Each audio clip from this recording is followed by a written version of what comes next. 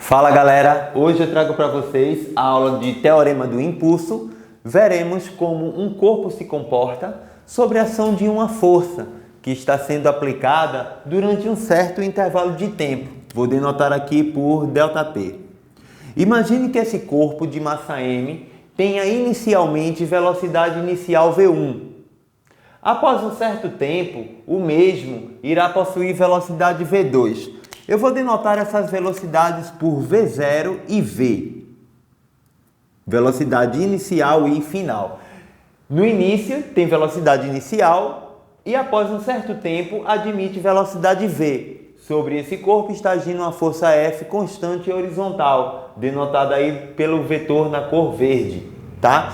Eu venho mostrar para vocês que o impulso é igual à variação da quantidade de movimento. Não é isso?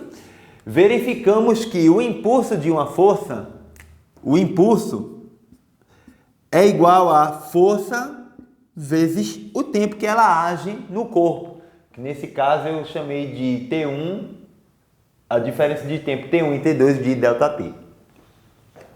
A força é dada pelo produto massa vezes a aceleração. O impulso é igual a massa vezes a aceleração vezes ΔT. A aceleração que um corpo adquire é a variação de velocidade durante um certo tempo. Se essa força age durante um tempo ΔT, então irá provocar no corpo uma variação de velocidade, denotada por ΔV, tá? Então aí, ó, eu tenho que o impulso, só lembrando, tá, que o impulso é uma grandeza vetorial, a aceleração também. Então eu tenho uma grandeza vetorial é igual a uma grandeza escalar vezes uma grandeza vetorial vezes uma grandeza escalar. Vai continuar gerando uma grandeza vetorial, né? O impulso é igual a massa vezes a aceleração é ΔV sobre ΔT vezes ΔT, e aí eu posso cancelar os tempos, já que a variação de velocidade ocorre durante o mesmo tempo da ação da força. A variação de velocidade ocorre no mesmo tempo da variação da força, da variação de tempo que a força age sobre o corpo. Então eu posso, de modo geral, dizer que esses ΔT são iguais. E aí cancelar, né? Numerador com denominador. E chegar à conclusão que o impulso é igual a m, ΔV é velocidade final menos velocidade inicial.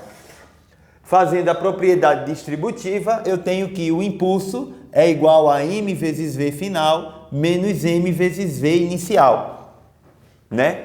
M vezes v é quantidade de movimento. Quantidade de movimento final menos quantidade de movimento inicial vai fornecer que o impulso é igual à variação da quantidade de movimento. Tá? M vezes V é quantidade de movimento final, menos M vezes V0 é quantidade de movimento inicial. Isso aqui é igual ao impulso. Lembrando que quantidade de movimento é uma grandeza vetorial. Então, Q final menos Q inicial é igual a ΔQ.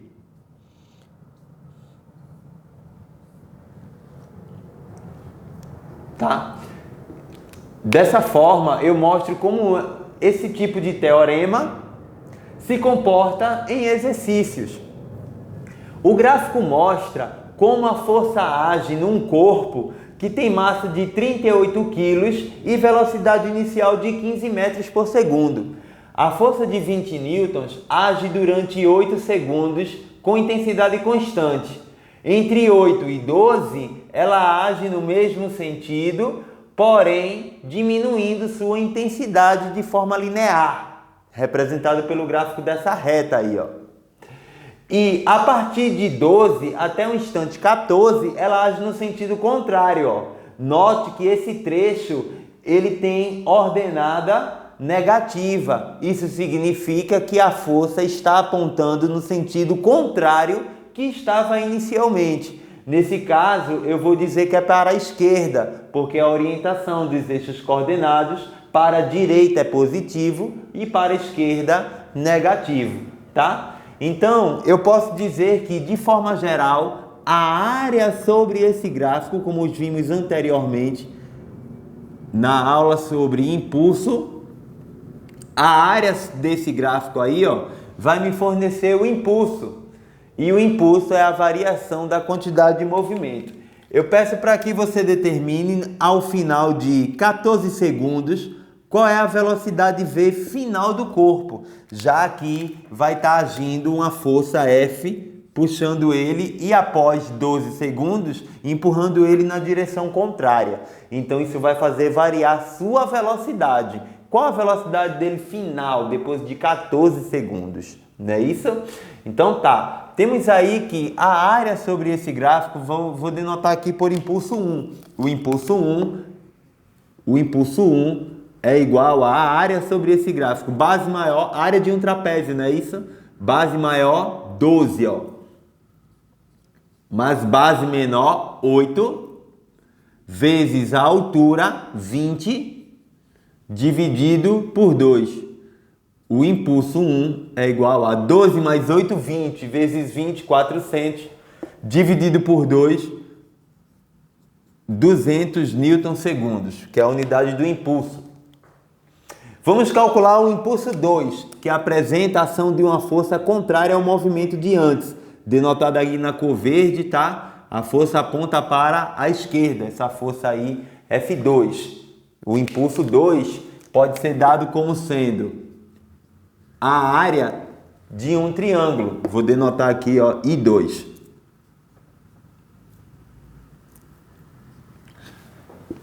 A área de um triângulo onde a base é 2, porque a distância entre 12 e 14, vezes a altura menos 10 dividido por 2. A área de um triângulo, base vezes a altura dividido por 2.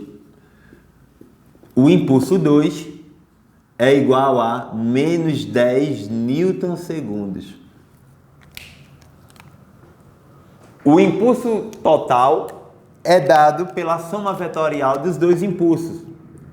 O impulso total é igual a I1 mais I2.